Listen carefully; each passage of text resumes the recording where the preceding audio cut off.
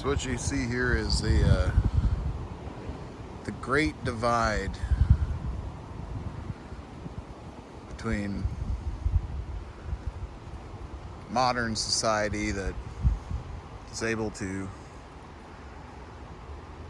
operate within the confines of expectations, if that makes any sense, and those that can't. It's a simple river. It's a beautiful river. It's fast flowing and it's high right now. But it separates across the way, downtown. That's where the homeless go during the night in order to scavenge. And then they cross this bridge and come here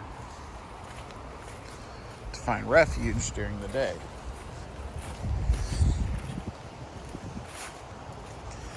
This path in particular is it's a big nexus point.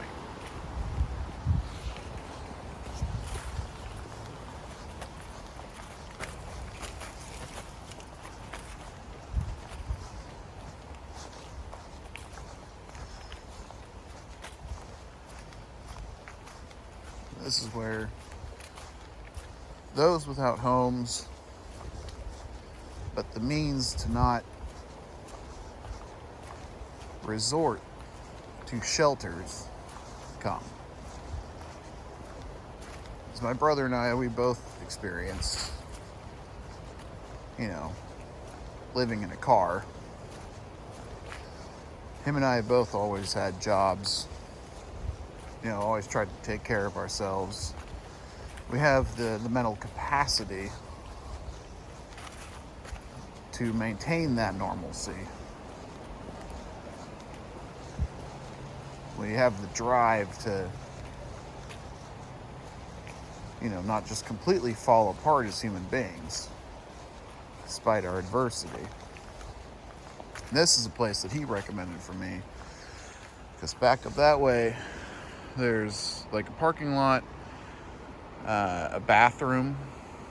Most of the time, I don't know how it is for everybody else, but out here, they'll have porta potties available during the summer. The peak season for grilling and, fishing, kayaking, all that stuff. Stuff that people with money do only because they're bored of modern trappings. They'll have bathroom facilities available for them. But for the rest of us, bathroom facilities, porta potties, they're usually taken away about September. Every park, every public area will suddenly not have access to a bathroom. And with a business degree, I understand, there's a cost-benefit ratio where you want to maximize the return on investment for even something as simple as having a porta potty dropped off at a public space.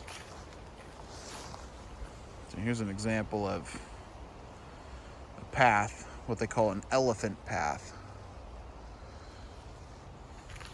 where no matter how much social engineering and architecture you incorporate into the design of a public place, there will always be people seeking to optimize their route. So you can pour concrete, you can spend tens of millions of dollars on public projects to create special pathways for people, but ultimately most people will just take the simplest route. Thus the elephant path. An elephant doesn't care if there's a highway. They're going to go straight to the water source. They're going to cut through the brush. They're going to walk right past all of your special little programs to you know, create a non-intrusive, non-invasive means to get around. We'll just cut through that. Let's go down one.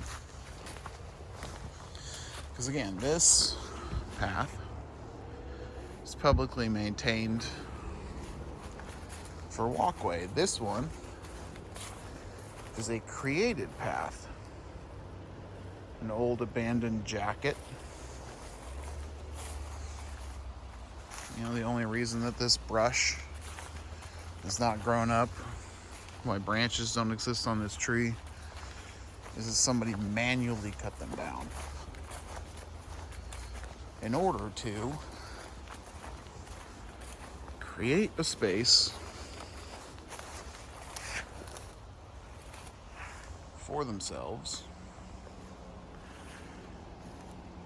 in a society that's obsessed with optimization.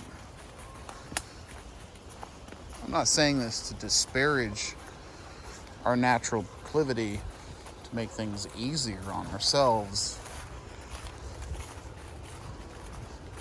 but if you only do things in order to reduce the impact on yourself, you're completely forgoing all of the rest of humanity immediately.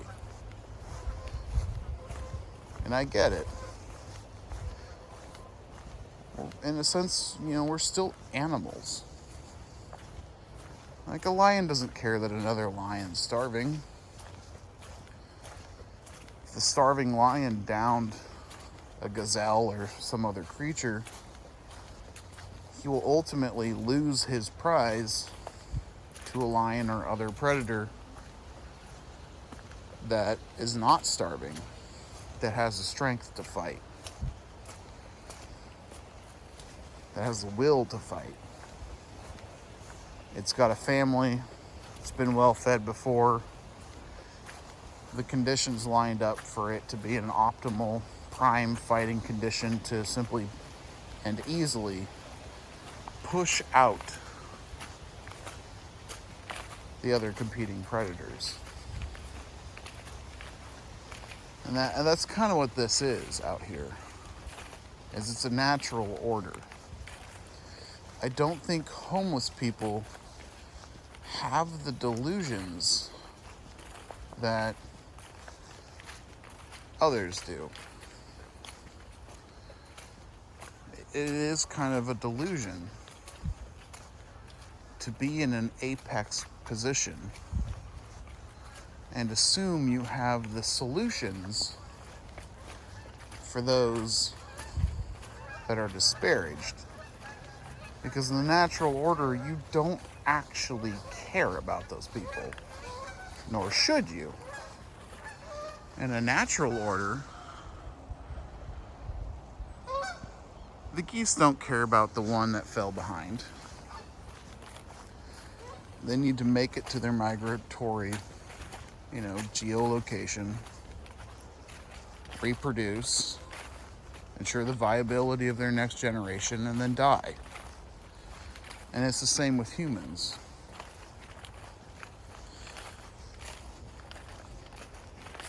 I think on an instinctual basis, most homeless people kind of understand that. That anything and everything we get from anybody else is either like a hyena, we come in afterwards, after the apex predators have cleaned the bones, as much as their stomachs can carry, and we pick off the remnants. We don't dare challenge the apex predators because we'll lose. We'll die. And our genes won't be carried forth to the next generation. But to the apex predator, especially one that has had so much wealth and opportunity that, in a sense, your cup runneth over, that to you, You have everything you legitimately need. And now there is a personal fulfillment that you gain simply by your charity of allowing the detritus feeders, the lowest caste, to feed upon your leftovers. And as long as they're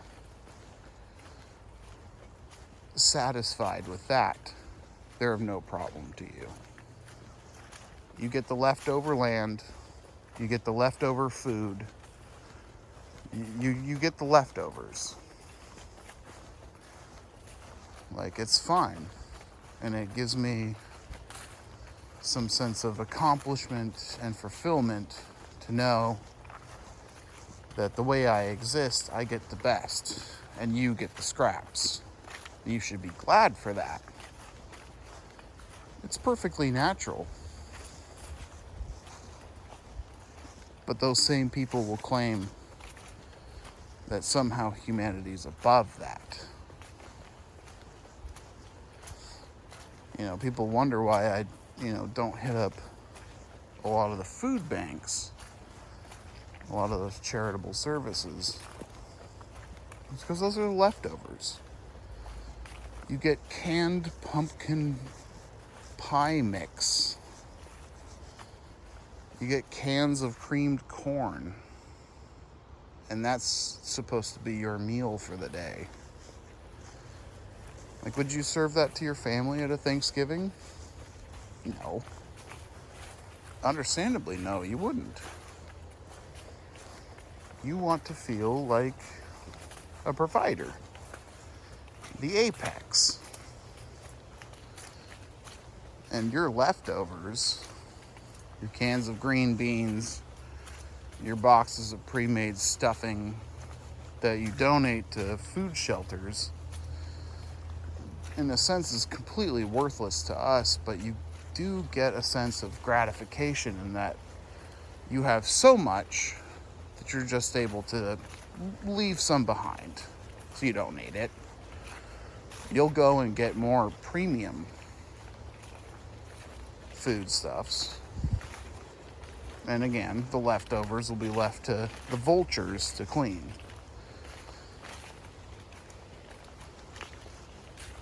Again, I'm not saying this is like some disparagement to people, but it's a stark contrast of what people claim to be and what they really are. We're animals.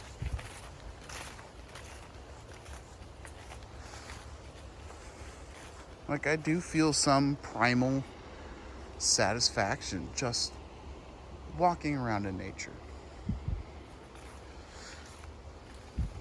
As most people feel some primal satisfaction in having so much that they don't have to capitalize on the totality of their efforts, that they can literally dispense with some. Like this dichotomy. This is a golf course right next to a path where the bulk of the homeless population of my town, my city, sleeps at night. Like, well, we have 10 acres of premium land, excellently maintained, that we can spend on hobbies. And we have a sliver of land between the river and this walkway that a vast majority of our population, our vultures, can live.